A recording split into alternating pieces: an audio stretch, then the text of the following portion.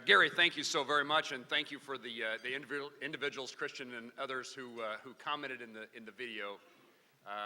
It is great to be with you this evening, and congratulations to the other award winners this evening. Greg and I served in the House of Representatives together, and he's a longtime friend. Our receding hairlines sometimes cause us to be confused with each other. Jared Polis, congratulations to you, and Joe Clayton. Very much an honor to meet you tonight. We're taking much more interest in Dish. As I read this week, they have an interest in a Kansas company called Sprint. So great to be with all of you this evening. And Gary and CEA, what a tremendous organization you are, how well you represent the industries that comprise your membership, and how much of an honor it is to be recognized by such an outstanding group of people who've banded together.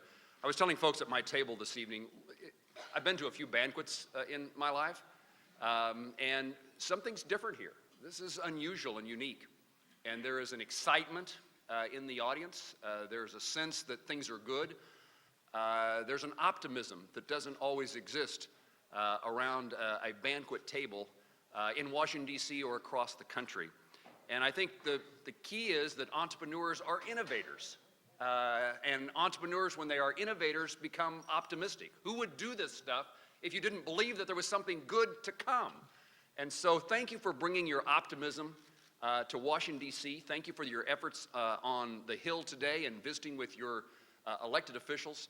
We're working hard to try to connect every member of Congress with an entrepreneur, a startup company, a business person that is putting the capital and their efforts on the line, pursuing the American dream, with a member of Congress so that they can see, feel, and understand the circumstances that I see and feel in the room here this evening.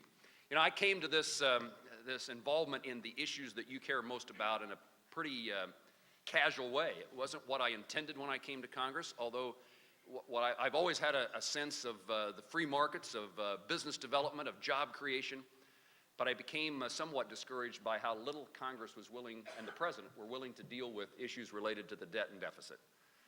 And I think it's an important issue. One of the things that motivated me to run for the United States Senate was watching my daughter, our oldest daughter, walk across the graduation stage and think, we've got a responsibility to make certain that we pass on to them the kind of country that my parents' generation passed on to me. And therefore, we need smart policy in Washington, D.C. We certainly need to deal with the unending deficits in red ink that our country has built up over a number of decades. And my discouragement with what Congress and the President were accomplishing caused me to look at another avenue to see if we couldn't meet the country's needs in regard to fiscal discipline. The answer became growth. The best way that we can deal with our country's deficit is to grow the economy, to put more people to work, to generate more revenue. And that lent itself to a realization that we just need more entrepreneurs, we need more startup companies, we need a growing economy because people out there are wanting to pursue the American dream with their lives, and in the pursuit of that American dream, they're putting people to work. And about that time, the Kauffman Foundation issued their report on entrepreneurship, and they had great statistics, and they told the story of what startup companies can do, and they indicated specific policy issues that we should pursue. And that became the genesis of legislation that we authored called Startup Act, which now in its third version is Startup 3.0. We teamed up with an innovator, an entrepreneur himself, Mark Warner, a senator, a Democrat senator from Virginia, and we decided to pursue some policies that we thought might grow the economy. And it deals with the regulatory environment, with capital formation. Perhaps most importantly, it deals with the issue of global battle for talent, and how desperately we need to make certain people who are highly educated in science and engineering and mathematics have the opportunity to receive a PhD in the United States and not be sent home to their home countries. And we're hopeful in the immigration debate that is an issue that prevails. But there's another component of that, trying to make certain that the entrepreneurs that I've met over the last couple of years who happen to have a student visa here or came here on an H-1B and have some capital and want to create a company, have that opportunity in the United States. And we not send the people who want to be an entrepreneur to the place that is not where the American dream should be lived. The American dream is an American ideal. And the idea that we would have policies in place that would tell someone who wants to pursue the American dream, you can't do it here, That's crazy. That's silliness. That's something we've got to overcome. And so we're out and about promoting it, and I appreciate the opportunity to be at CES and to express my views and ask for your support. To travel to South by Southwest. Incidentally, the first time I went, I wore the coat and tie and the suit. This year I went with jeans and a sports shirt, and I thought about coming that way here tonight, and I see that you all have come to my world instead of me having to come to yours. So we're pursuing policies that create opportunities for the American dream to be lived in America by every American who wants to pursue starting a business and pursuing success. Ron Wyden, Senator Wyden, found me on the Senate floor one day and said, how about joining with me in a battle called SOPA and PIPA?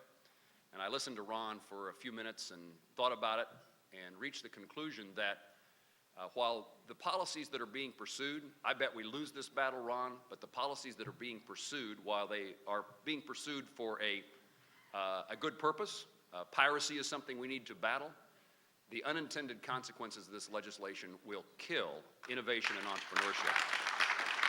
And so an interest in entrepreneurship led to a partnership with Senator Wyden in fighting SOPA and PIPA. And then I serve on in fact, I'm the ranking Republican on the committee that has the FCC's budget, which is why those people at the FCC said nice things about me in the video. And they're just looking for the last appropriation amount. But that caused us to get very interested in spectrum. And Greg is so right. The federal government has too much spectrum. We've got to get rid of the spectrum that they believe they need and get down to only the narrow part of what they really need.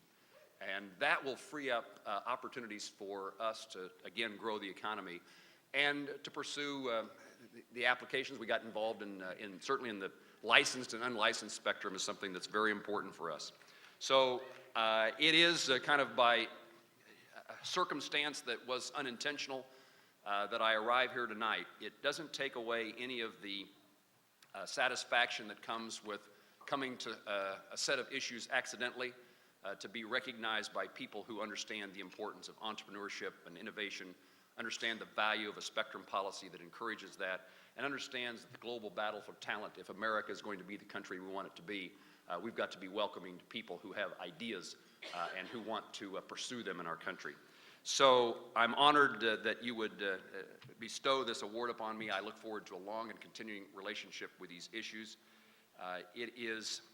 It just seems to me that you have so much potential, and the story that you can tell to every member of Congress can cause someone like me, whose kids would be totally amazed that their dad is some technology senator. You can change someone like me into someone who is your advocate because you have such a wonderful story to tell and how important you are to America. Our country is involved in innovation because we came here. Our country came into existence because of a love, a need, a desire, a respect for freedom and liberty. And in a place in which freedom and liberty is respected and honored, it's where we can innovate. And it's no reason that it is no wonder you have every reason to be optimists because of what you do. Our country has a bright future. Thank you very much for allowing me to join you.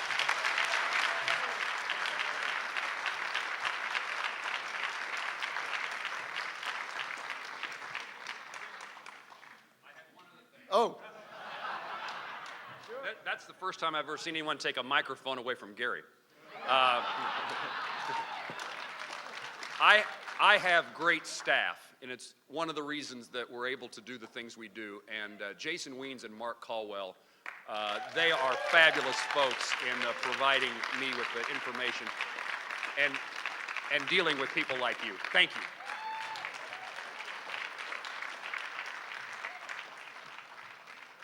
I have a pretty good staff, too.